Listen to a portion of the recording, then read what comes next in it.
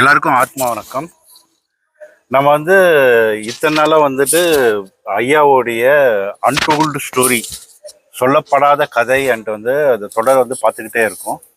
So இந்த கதையில் முக்கியமாக என்னென்னா, ஐயாவோட பயணித்த ரொம்ப பழைய சீடர்கள், அதாவது கிட்டத்தட்ட ஒரு 20 வருஷமா 25 வருஷமா 30 வருஷமா ஐயாவோட பயணித்து ஐயா ஆரம்ப காலத்தில் எப்படி இருந்தார், ஐயாவோட அவங்களுடைய அனுபவங்கள் எப்படி இருந்தது, இத்தனை வருஷம் இங்கே அவங்கள ஈர்த்து எப்படி இங்கே வச்சு இருந்தது. ஸோ அதை பற்றி எல்லாம் தான் நம்ம இந்த அன்டோல்டு ஸ்டோரி தொடராக போட்டுக்கிட்டு இருக்கோம். இதை நிறைய பேர் பார்த்து நல்லா இருக்குது, இன்னும் இந்த மாதிரி நிறையா போடுங்கன்ட்டு சொல்கிறாங்க. ஸோ இந்த மாதிரி நம்ம ஒவ்வொரு பதிவாக எடுத்து ஒவ்வொரு பழைய சீடர்கள்கிட்டையும் பேசி அவங்களுடைய அனுபவங்களையும் அவங்க ஐயாவை எப்படி பார்த்தாங்க, இல்லை ஐயா கூட எப்படி பழகினாங்கன்ட்டும் ஸோ அதை பற்றி நம்ம எடுத்து போட்டுக்கிட்டு இருக்கோம். கண்டிப்பாக பாருங்கள். ஏன்னா நீங்கள் சமீப காலத்தில் வந்திருக்கலாம், இல்லை ஐயா ஆரம்ப கட்டத்தில் எப்படி இருந்தாருன்னு தெரியாமல் இருந்திருக்கலாம். ஸோ இதெல்லாம் பார்க்கும்பொழுது பழைய சீடர்கள், மூத்த சீனியர் சீடர்கள் ஐயா கூட எப்படி பழகி இருந்தாங்க, அதை பற்றியெல்லாம் உங்களுக்கு இன்னும் கொஞ்சம் நல்ல கிளாரிட்டி கிடைக்கும். ஸோ ஐயாவுடைய அதிசயங்கள் அதை பற்றியெல்லாம் நிறைய போட போகிறோம். ஸோ தொடர்ந்து பார்த்துக்கிட்டே வாங்க. எல்லாருக்கும் ஷேர் பண்ணுங்க, சப்ஸ்கிரைப் பண்ணுங்க. ஆத்மா வணக்கம்.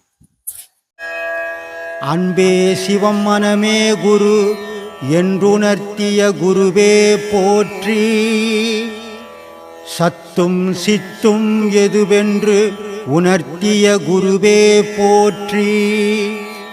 எனக்குள் இறைவனை உணர வைத்த குருவே போற்றி. நித்திய ஆனந்தமான நித்யானந்த குருவே போற்றி. குரு பிரம்மஸ்ரீ நித்யானந்தரே போற்றி போற்றி.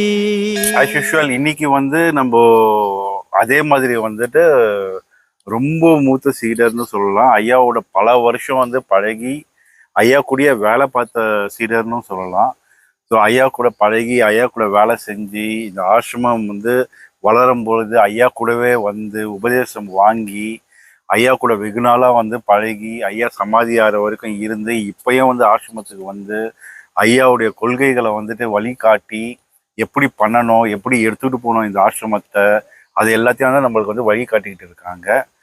ஐயா சொல்படி இவரை உபதேசமும் கொடுக்க சொன்னாரு. ஸோ இவர் உபதேசமும் கொடுத்துக்கிட்டு இருக்காரு. வாங்க இன்னைக்கு சொன்ன மாதிரி நம்ம உபதேச குரு பிரம்மஸ்ரீ சரவணகுமார் சுவாமியை தான் மீட் பண்ண போகிறோம். ஐயா நிறைய பேர் சீடர்கள் ஐயாவை கேள்வி கேட்குறாங்க. ஸோ அந்த கேள்விக்கு ஐயா நிறைய பதில் சொல்லியிருக்காரு.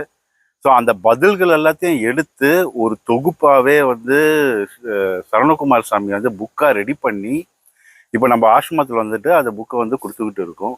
ஸோ நிறைய கேள்விகளை இவர் உக்காந்துக்கிட்டு ஒவ்வொரு வீடியோவாக பார்த்து சில கேள்விகள் ஐயா கிட்ட இவரே கேட்டு அதை பதிலை வாங்கி ஒரு அழகான ஒரு தொகுப்பாக ஒரு 7 அத்தியாயம் இருக்கிற மாதிரி ஒரு அழகான ஒரு புக்காக ஐயாவுடைய சீடர்களின் கேள்வியும் குருவின் பதிலும் அந்த தொகுப்பே போட்டிருக்காரு. நம்ம சேனலில் டெய்லி காலையில் அந்த கேள்வி பதில கூட ஒரு ஷார்ட்ஸாக எடுத்து போட்டுக்கிட்டு இருக்கோம். ஸோ அதெல்லாம் நீங்கள் பார்த்துட்டு இருப்பீங்கன்னு நினைக்கிறேன். வாங்க நேரம் கடத்தாமல் நம்ம உபதேச குரு பிரம்மஸ்ரீ சரவணகுமார் சாமி கிட்ட பேசுவோம். ஆத்மா வணக்கம் சாமி. எப்படி சாமி இருக்கீங்க? நீங்கள்லாம் ஐயா கூட ஆரம்ப காலத்துல இருந்து வேலை செஞ்சது. இப்போ எல்லாருக்கும் ஐயாவை எப்படி பார்த்தோம்னா இங்கே ஐயா வீடியோவை பார்த்தாங்க. வீடியோ பார்த்துட்டு நாங்கள்லாம் ஐயாவுடைய ஆடியோ பார்த்தோம். ஆடியோ பார்த்துட்டு தான் ஒரு 12 வருஷத்துக்கு முன்னாடி இங்கே வந்தோம். ஆனால் இப்போ வரவங்கெல்லாம் ஐயா வீடியோ பார்த்துட்டு வராங்க. ஆனால் ஐயா கூடயே இளம் வயதில் பயணித்ததுன்னு பார்த்தா, அதாவது ஃபேமிலியோட பயணித்தது பார்த்தா ஸ்ரீனிவாசன் சுவாமி இப்போ குருவாக இருக்கிறாரு. ஸ்ரீனிவாசன் சுவாமி ஃபேமிலியோட பழகியிருக்காரு. அதுக்கப்புறம் நம்மளுடைய கிருஷ்ணமூர்த்தி சாமி ஐயா கூட டைலரிங் கற்றுக்கிட்டு சின்ன வயசுலேருந்து 13 வயசுலேருந்து இருக்காரு. ஆனால் ஐயா வேலை செய்கிற இடத்துல ஐயா கூட இருந்து நீங்களும் ஒன் ஆஃப் த ஃபேமிலி மெம்பராகவே ஐயா கூடயே பயணிச்சு வந்திருக்கீங்க. ஏன்னா எப்பயுமே ஒரு குரு வரும்போது பெரும்பாலும் யாருக்கு தெரியும்னா அவங்க குரு ஆயிட்டப்புறம் அவங்களுக்கு தெரியும்.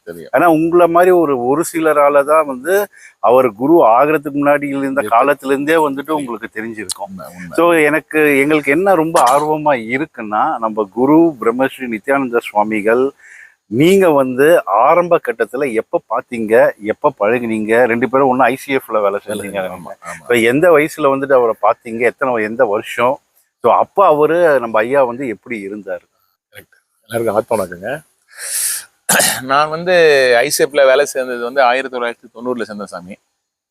ஆரம்பத்துல எனக்கு பக்தி அதிகம். எப்பவுமே பக்தி, சிரத்தையான பக்தி நான் செய்வேன் எப்பவுமே.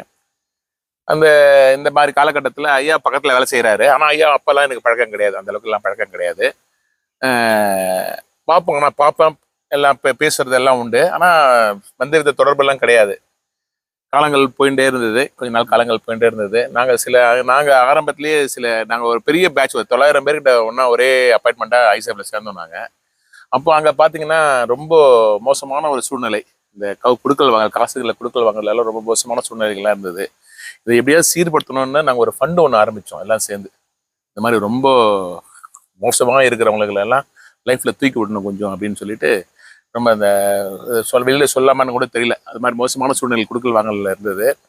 அதுக்காக நாங்கள் ஒரு ஃபண்டை, ஒரு 15 பேர் சேர்ந்து ஃபண்டு ஆரம்பித்து, இந்த மாதிரி ரொம்ப தத்தளிக்கிறவங்கள தூக்கி விடணுன்றதுக்காக ஒரு ஃபண்டு ஆரம்பித்து இந்த வேலைகளை செஞ்சு அவங்கக்கிட்ட போய் வாலண்டியராக போய் கேட்டு, அதிகமாக யார்கிட்ட வாங்குறாங்களோ அவங்ககிட்ட போய் கொடுத்துட்டு, ரொம்ப காசெல்லாம் இவங்களுக்கெல்லாம் கொடுக்காதீங்க, இனிமேல் இதோட நிறுத்திக்கோங்க, அவங்க கிளாஸ் கொடுக்காதீங்க, அவங்களுக்கு முன்னுக்கு வரணுன்ற சூழ்நிலையில் ஒரு ஃபண்டு, ஒரு 15 செக்ஷன்ல இருந்து 15 செக்ஷன் ஒரு ஆள் சேர்ந்து நாங்கள் ஒரு ஃபண்டை ஆரம்பித்து பண்ணிட்டு இருந்தோம்.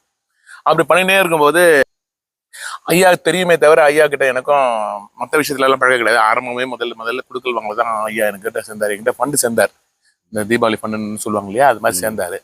சேர்ந்தப்ப என்கிட்ட ஆரம்பிச்சது அதுதான். சேர்ந்தாரு. கொஞ்ச நாள் அப்படியே போயிட்டு இருந்தது, வருஷங்களுக்குள்ள போயிட்டு இருந்தது. எல்லாம் வந்து ஐயா வீட்டில் இருக்கவங்களாம் வருவாங்க. ஐயா பையன் நம்ம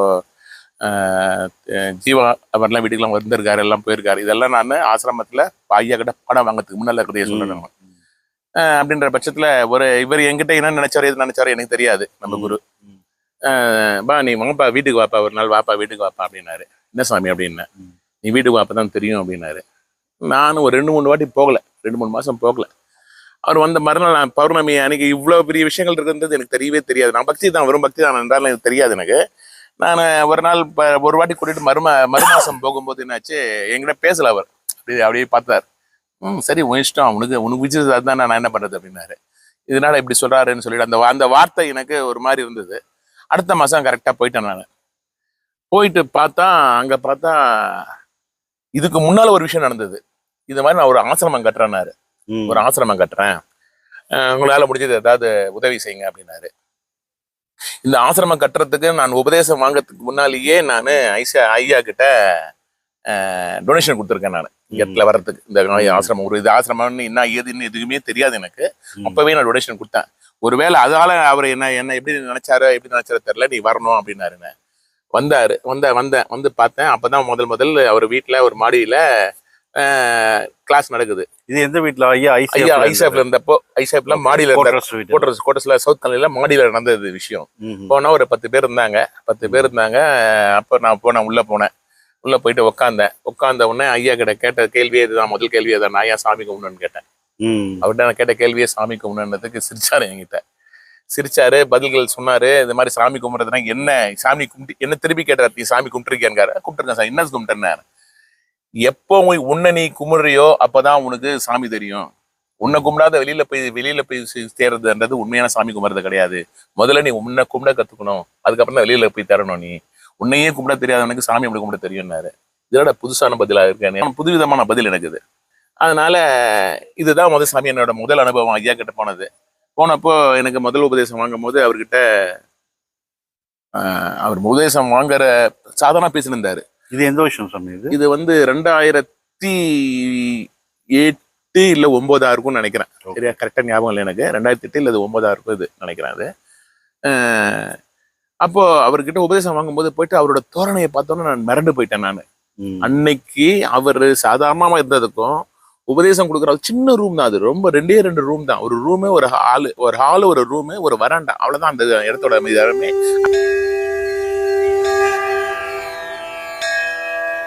அன்பே சிவம் மனமே குரு என்றுணர்த்திய குருவே போற்றி. சத்தும் சித்தும் எதுவென்று உணர்த்திய குருவே போற்றி. எனக்குள் இறைவனை உணர வைத்த குருவே போற்றி. நித்திய ஆனந்தமான நித்யானந்த குருவே போற்றி. குரு பிரம்மஸ்ரீ நித்யானந்தரே போற்றி போற்றி.